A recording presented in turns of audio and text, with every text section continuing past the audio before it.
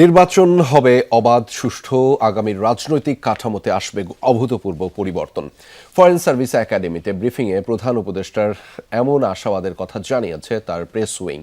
Press সচিব শফিকুল আলম জানিয়েছেন, গণভোটে হ্যাঁ জয়ী হলে দেশের ভবিষ্যৎ বদলে যাবে বলেও আশা ডক্টর ইউনূসের।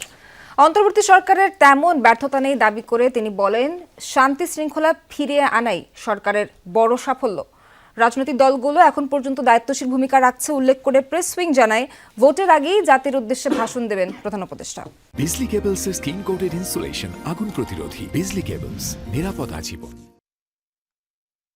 সকালে প্রধান উপদেষ্টার সভাপতিত্বে অনুষ্ঠিত হয় উপদেষ্টা পরিষদের শেষ বৈঠক। এতে পর্যালোচনা হয় অন্তর্বর্তী সরকারের নেয়া বিভিন্ন এজেন্ডা। আলোচনা হয় জাতীয় সংসদ নির্বাচন ও গণভোট নিয়েও।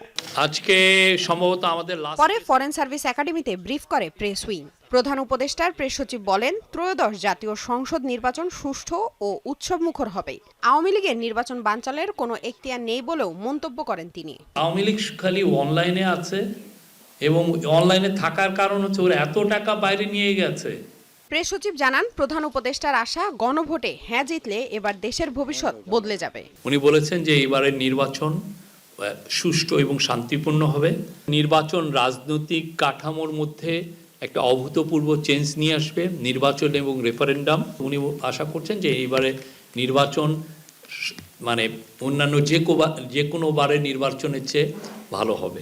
আর আবার গণভোটে হা ভোট জিতলে উনি বললেন যে বাংলাদেশের ভবিষ্যৎ সুন্দরভাবে নির্মিত হবে। শফিকুল আলম দাবি করেন, এই সরকারের তেমন ব্যর্থতা নেই। সবচেয়ে বড় সফলতা শান্তি ও শৃঙ্খলা ফিরিয়ে আনা। আমি মনে করি না এই গভর্নমেন্টের ব্যর্থতা তেমন একটা আছে। যে ভয়ানক ক্রাইম করেছিলেন আগের স্বৈরাচার, তার জন্য বিচার করা হয়েছে। দেশকে একটা ভালো ইলেকশনের দ্বার প্রান্তে নিয়ে আসা হয়েছে এবং আমরা আশা করি দেশের ইতিহাসের one of the best election হবে।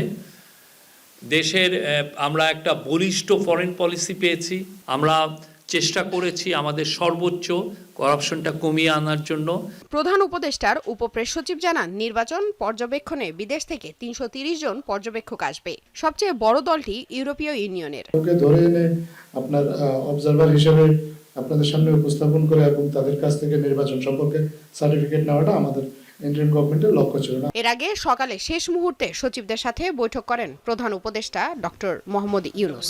আমাদের সবচেয়ে বড় সাকসেস। লামিয়া তিথি, যমুনা নিউজ, ঢাকা।